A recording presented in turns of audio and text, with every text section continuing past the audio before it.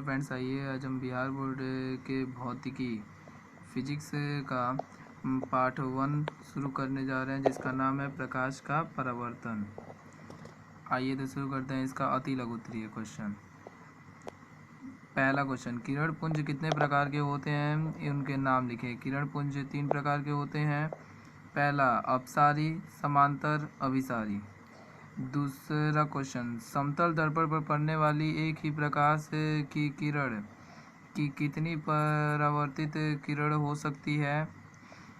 तो उत्तर होगा 1 परावर्तित किरण। तीसरा क्वेश्चन, समतल दर्पण पर लंबवत पड़ने वाली किरण किस प्रकाश परावर्तन होती है? तो उत्तर होगा, उत्तर देखिए कि ये डायग्राम बना लीजिएगा, अपने लंबवत पथ पर वापस होती है।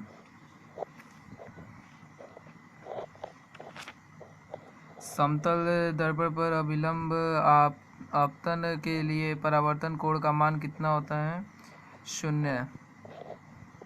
समतल दर्पण में वस्तु दूरी और प्रतिबिंब दूरी में क्या संबंध है? वस्तु दूरी बराबर प्रतिबिंब दूरी।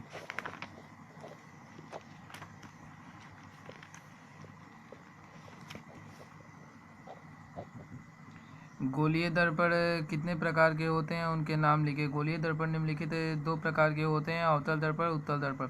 गोलीय दर्पण का मुख्य अक्ष क्या है? गोलीय दर्पण के ध्रुव से वक्रता केंद्र को मिलाने वाली सरल रेखा को दर्पण का प्रधान मुख्य अक्ष कहते हैं। अवतल दर्पण के फोकस की परिभाषा दें। फोकस दर्पण का वह बिंदु है जहाँ मुख्य अक्ष समांतर आती किरणें दर्पण से परावर्तित के बाद फोकस से निकल जाती है। गोलीय दर्पण की फोकस दूरी f और वक्रता त्रिज्या r में क्या संबंध है? f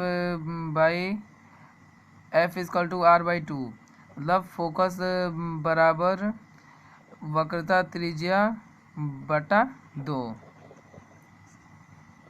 एक दर्पण का नाम बताएं जो किसी वस्तु का सीधा और आवर्धित प्रतिबिंब दे सके। समतल दर्पण। 10वां, एक दर्पण का नाम बताएं जो किसी वस्तु का सीधा और आवर्धित प्रतिबिंब दे सके। समतल दर्पण।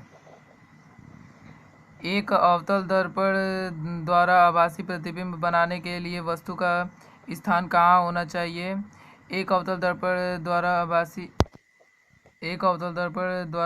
प्रतिबिंब बनाने के लिए वस्तु का स्थान कहाँ होना चाहिए? एक अवतल दर्पण द्वारा आभासी प्रतिबिंब बनाने के लिए वस्तु या बिंब, मतलब प्रतिबिंब होगा, वहाँ पर गलती हो गया, का स्थान ध्रुव तथा फोकस के बीच होना चाहिए। 12, यदि कोई वस्तु किसी अवतल दर्पण के वक्रता केंद्र पर रखी हो तो उसका प्रतिबिंब कहाँ और कैसा बनता है? उसका प्रतिबिंब वक्रता केंद्र पर ही बनता है। ये प्रतिबिंब वास्तविक उल्टा और वस्तु के आकार के बराबर बनता है। वस्तु दूरी u का चिन्ह क्या होगा जब एक अवतल दर्पण के सामने किसी वस्तु को रखा जाता है? उत्तर ऋणात्मक चिन्ह। u किसी भी मतलब अवतल दर्पण हो या उत्तल दर्पण, सब में माइनस ही होता है। 14,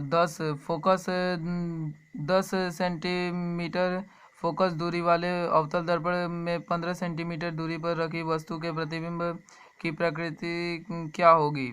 प्रतिबिंब वस्तु से बड़ा, वास्तविक और वस्तु की अपेक्षा उल्टा होगा।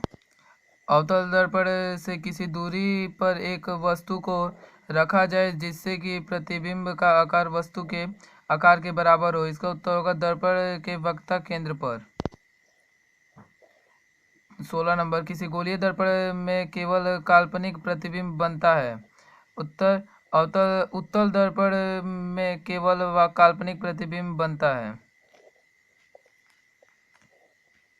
17, क्या एक उत्तल दर्पण किसी वास्तविक वस्तु का वास्तविक प्रतिबिंब बना सकता है?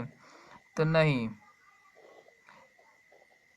18 एक दर्पण की फोकस दूरी f बराबर -15 सेंटीमीटर है। यह अवतल दर्पण है या उत्तल दर्पण? यह अवतल दर्पण होगी। अवतल दर्पण में f माइनस होता है। गोलीय दर्पण के आवर्धन की परिभाषा दे। प्रतिबिंब की ऊंचाई और वस्तु की ऊंचाई के अनुपात को आवर्धन कहा जाता है। आवर्धन को m से सूचित किया जाता है। 20 नंबर, आवर्धन m का ऋणात्मक मान क्या बताता है? आवर्धन m का ऋणात्मक मान यह बताता है कि प्रतिबिंब वस्तु के सापेक्ष उल्टा बनता है, अर्थात प्रतिबिंब वास्तविक है। 21 एक गोलीय दर्पण की वक्रता त्रिज्या 20 सेंटीमीटर है। इसकी फोकस दूरी कितनी होगी? उत्तर f r/2 20/2 10 सेंटीमीटर। बस। 22 नंबर, उत्तल दर्पण का एक उपयोग को लिखे। उत्तल दर्पण के एक उपयोग को लिखे। उत्तल दर्पण का उपयोग वाहनों के साइड मिरर के रूप में किया जाता है। 23 नंबर, उस उत्तल दर्पण की फोकस दूरी ज्ञात करें जिसकी वक्रता त्रिज्या 32 सेंटीमीटर है। f r/2 32/2 16 centimetre. 24 number question, काल्पनिक प्रतिबिंब से आप क्या समझते हैं? किसी बिंदु स्रोत से आती किरणें परावर्तन के बाद जिस बिंदु से आती हुई प्रतीत होती है उसे उस बिंदु का काल्पनिक या आभासी प्रतिबिंब कहते हैं। चूंकि दर्पण उत्तल है इसलिए f +16 होगा। 25 नंबर, समतल दर्पण में आवर्धन m